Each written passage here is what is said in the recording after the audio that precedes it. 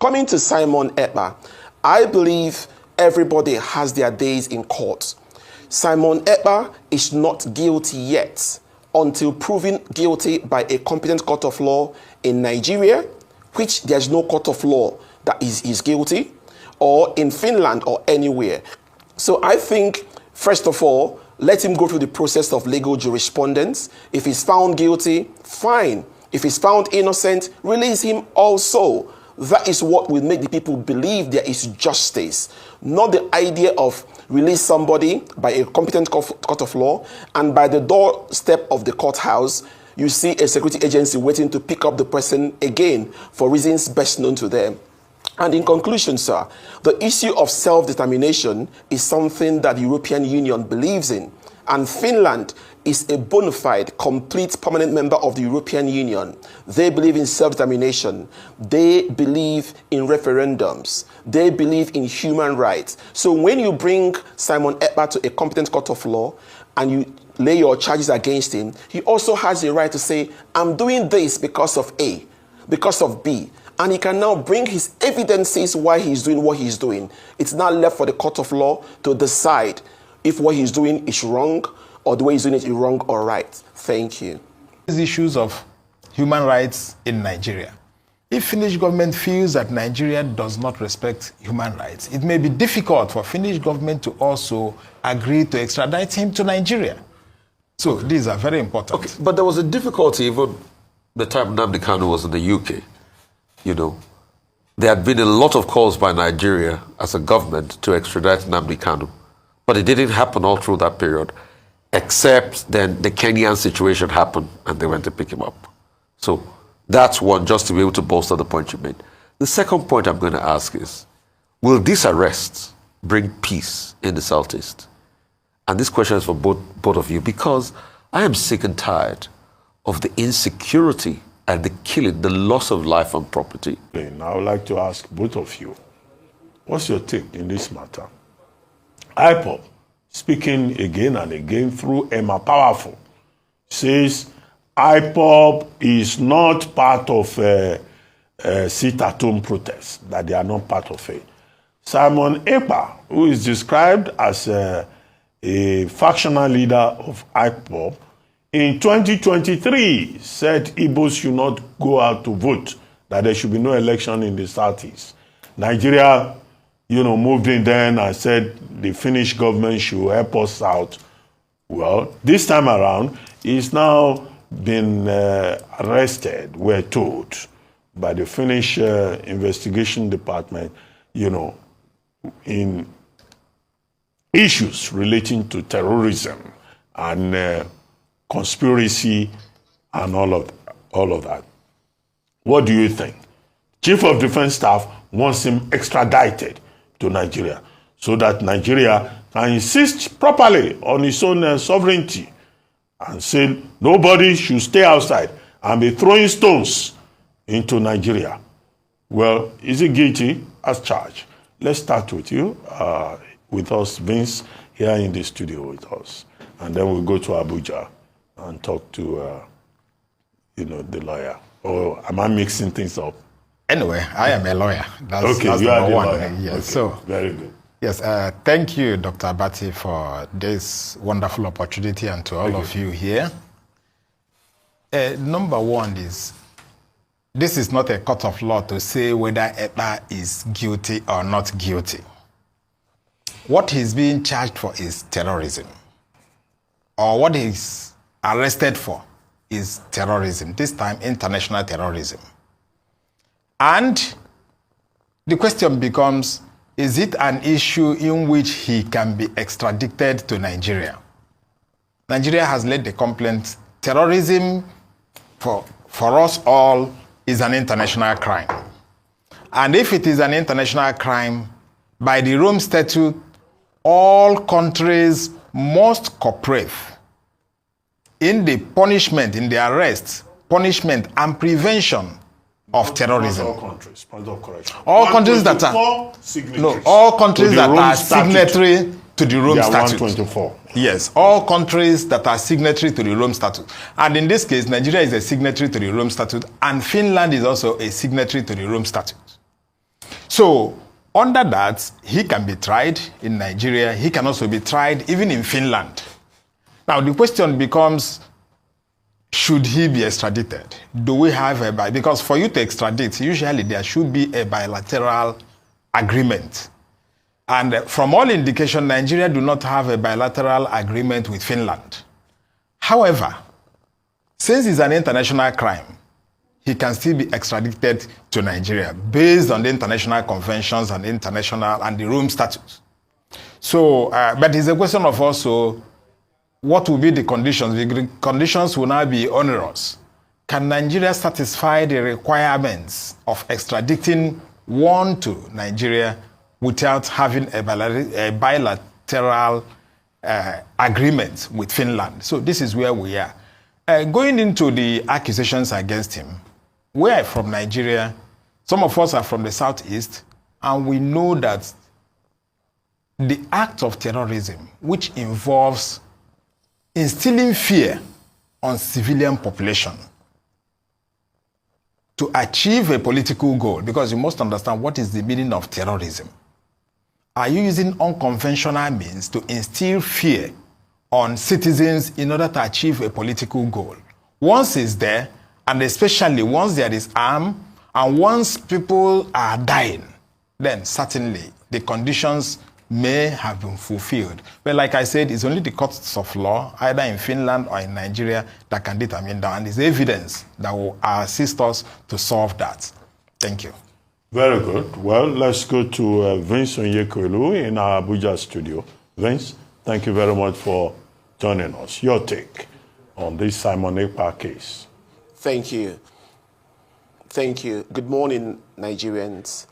First and foremost, I speak as a professional, and secondly, I speak as a Nigerian, nothing more, nothing less. Professionally speaking, the Finnish authorities have done their due diligence, and they have reasonable grounds to arrest Mr. Simon Ekpa. And in that arrest, they followed due diligence to now charge him based on the information we are getting. Obviously, we still have a lot of work to do for clarifications to authenticate all these informations.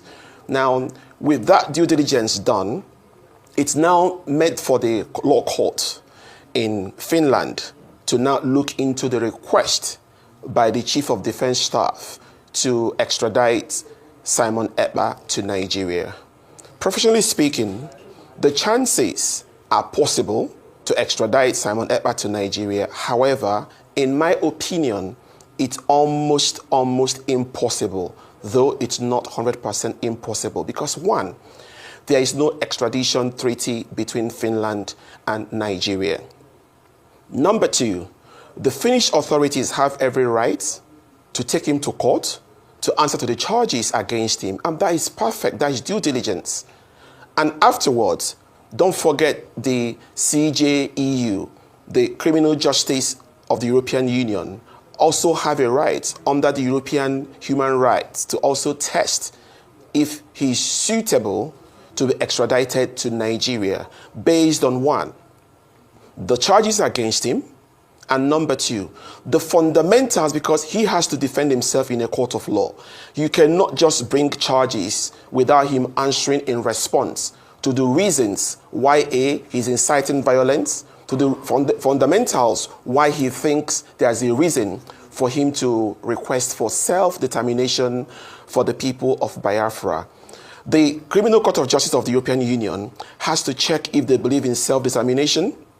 They have to check if they believe in human rights abuses, because bringing that man to Nigeria is a great idea, but I'm not sure that the Chief of Defense Staff should go home and relax and sleep, because they have to consider the human rights records in Nigeria as a country. Obviously, we are all Nigerians. We know our human rights records. There is nothing to boast about. And in instances like people that have disappeared in Nigeria, off my head, Daddy Yatta is still being looked for. Nobody has seen him for years. The people that participated in the so-called NSAS protest, many of them, after the panel, no human rights justice for them. The people that were involved in the End Bad Governance protest, no human rights for them. Even last week, we saw the human abuse of a couple by an army general. Up to today, we are still hearing. Or about politicians who believe they can buy the justice system in Nigeria. Or politicians who believe they can buy vehicles, build houses for justices. So obviously, we have to understand that Simon Ekpa has to answer to his charges against him. I think that's due diligence to do, and I support that.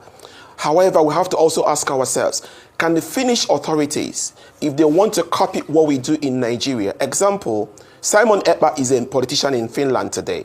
He joined politics in 2017 and is a member of the National Coalition Party, the ruling party in Finland today. They won their national elections in February this year, and they have a president of the country.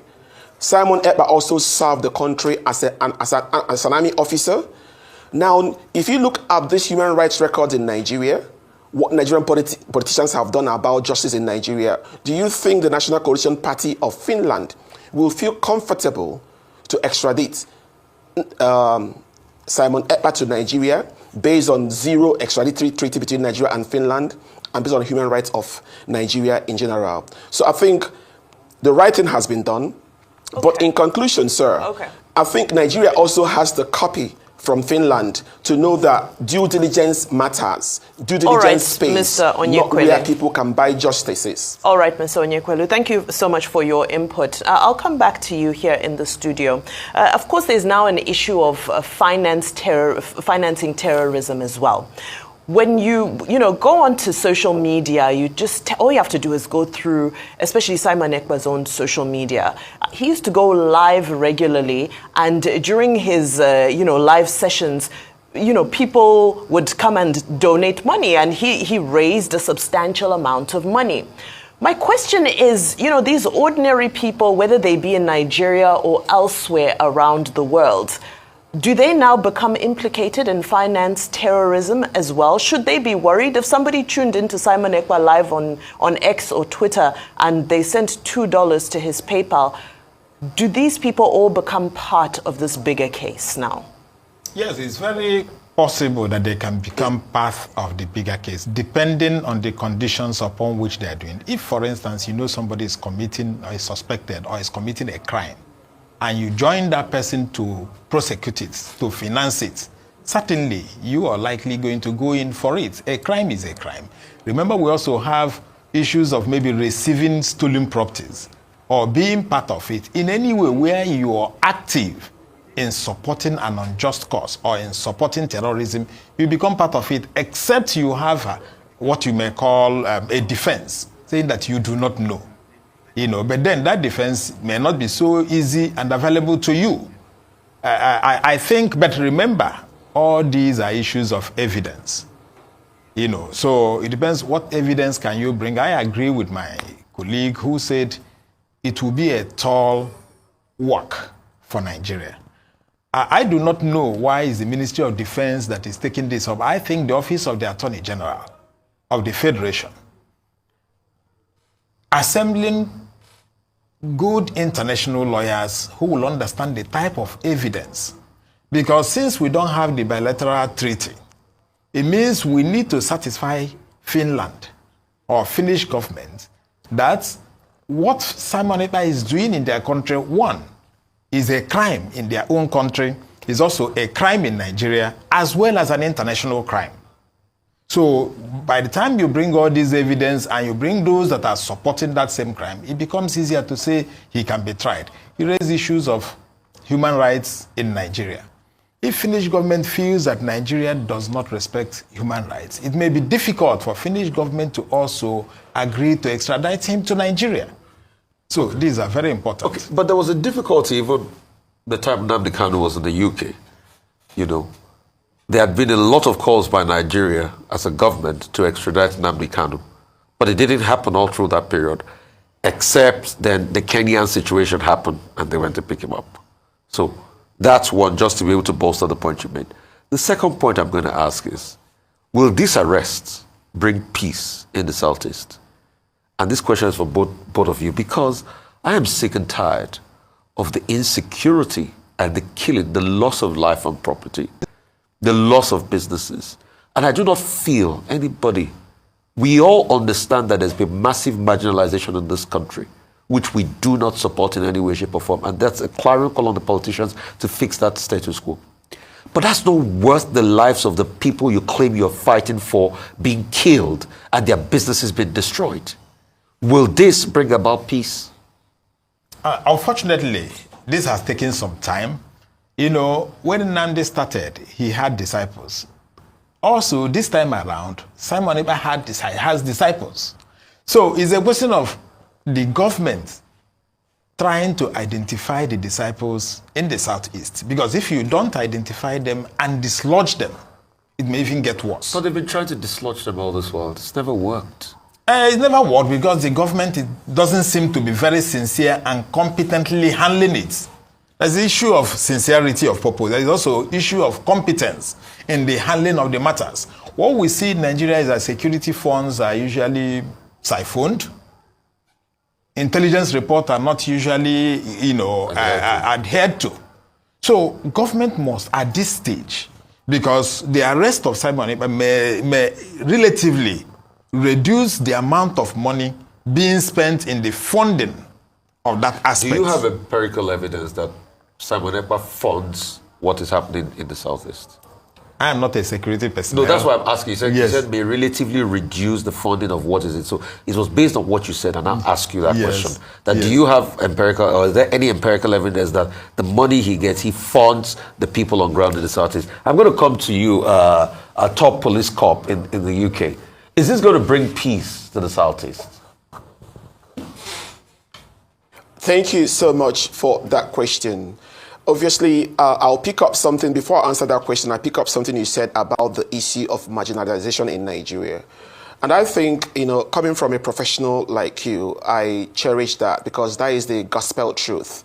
And if it's going to bring peace, the arrest of Simon Ekpa, honestly, what will bring more peace in the Southeast, and I say to you as a son of the soil, is the release of Nnamdi Kanu from incarceration. That is what will bring peace in the Southeast and most parts of Nigeria. You know why? Because the foundations on which Nnamdi Kanu was stolen was illegally, extraordinarily rendited from Kenya to Nigeria is illegal. And also the fact that certain competent courts of law have stated that Nnamdi Kanu is innocent and should be released also makes him a very sentimental and sensitive matter. So what will bring more peace to the southeast of Nigeria is the immediate release of Nnamdi Kanu because he was picked up illegally.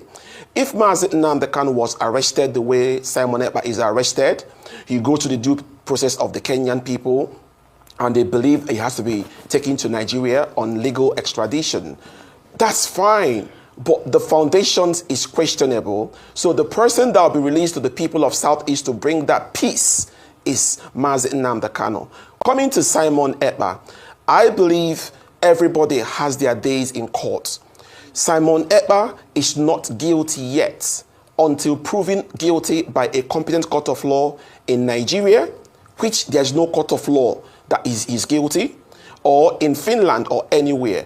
So I think, first of all, let him go through the process of legal jurisprudence. If he's found guilty, fine. If he's found innocent, release him also. That is what will make the people believe there is justice, not the idea of release somebody by a competent court of law, and by the doorstep of the courthouse, you see a security agency waiting to pick up the person again for reasons best known to them.